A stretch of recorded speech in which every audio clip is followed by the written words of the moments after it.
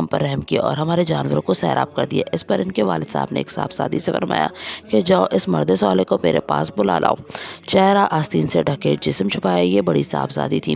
ان کا نام صفورہ ہے اور ایک قول یہ ہے کہ وہ چھوٹی صاحبزادی تھیں۔ حضرت موسیٰ علیہ السلام اجرت لینے پر راضی نہ ہوئے، لیکن حضرت شعیب علیہ السلام کی زیارت اور ان کی ملاقات کے قصد سے چلے اور ان صاحبزادی صاحبہ سے فرمایا کہ آپ میرے پیچھے رہ کر راستہ بتاتی جائیں۔ یہ آپ نے پردے کے اہتمام کے لیے فرمایا اور اس طرح تشریف لائے۔ جب حضرت موسیٰ علیہ السلام حضرت شعیب علیہ السلام کے پاس پہنچے تو کھانا حاضر تھا۔ حضرت شعیب علیہ السلام نے فرمایا بیٹھیے کھانا کھائیے۔ حضرت موسیٰ علیہ السلام نے منظور نہ کیا اور اعوذ باللہ فرمایا۔ حضرت شعیب علیہ السلام نے فرمایا کیا سبب، کھانے میں کیوں عذر ہے، کہ آپ کو بھوک نہیں ہے؟